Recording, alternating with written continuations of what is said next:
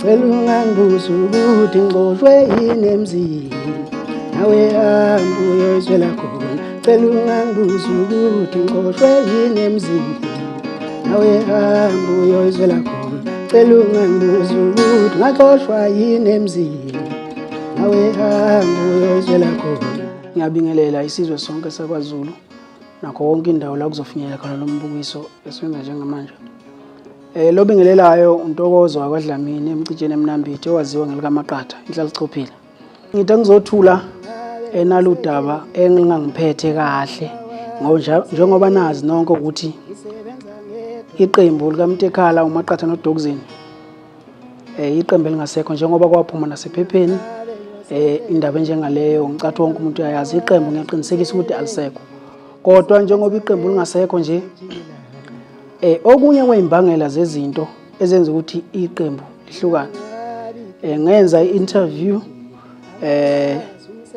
ngasebenzisa ingoma yeqembu ngayidlala kuleyo interview. So yiko okunye kwasusa umsindo ukuthi ngisebenzisa kanjani ingoma yeqembu ku-interview yami.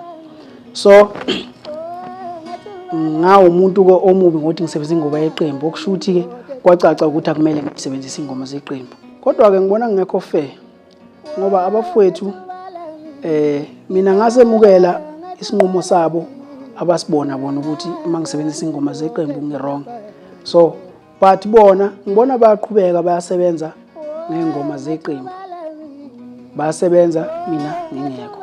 So ngibona kungekho fair nje, ngiqondise kakhulu kubahleli bemicimbi, ngicacise ukuthi more specially ingoma esetshenziswa stage, lezi ngoma bazi kahle abafowethu ade ngisebenza nabo ukuthi ezami akuzona ezethu, ezeqembu ngoba sayikhipha sesiyirekhode eqenjini, kodwa ezami zafika nami izivele iphelele ngizenzile. uDogzin uyazi besireheza naye kwakhe ingoma before sihlangana noMtekhala, kodwa sithena sesirekhoda kwasho ukuthi ingoma aziphelele. Ngathatha ingoma zami ngayifaka zona lezi eperform stage yizo nje qobo.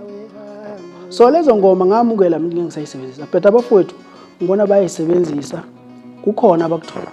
Ngiyabonga-ke naloko kuhle ngoba bondla abantu abakho, kuhle lokho kuqhubeka. Ngisho ukuthi ngabaqashi baqasheni, but into engifuna ukuyicacisa ukuthi yimi ocula lapha, imina odlala lesa siginci, imina okompozele lezi ngoma lezi abasebenza ngazo, yabo.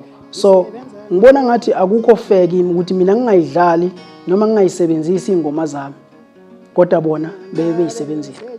Yileyo into engikhala ngayo. Bafowethu nani mangabe nginephutha ningitshele, kodwa ngikhala ngalo ukuthi manibheka nina kufair yini.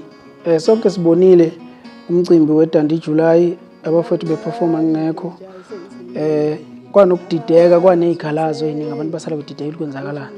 So ngiyabaxolela-ke abahleli bomcimbi weDandi July ngoba kade bengazi babomcineka mhlelo wempucuzeko, okumcimbi omkhulu sonke amaciko esibheka ngamahlabovu.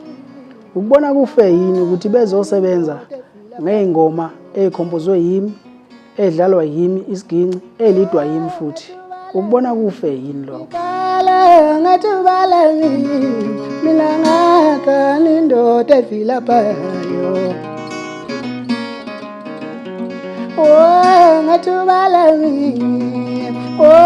ngathubala mina ngakani indoda evila phayo.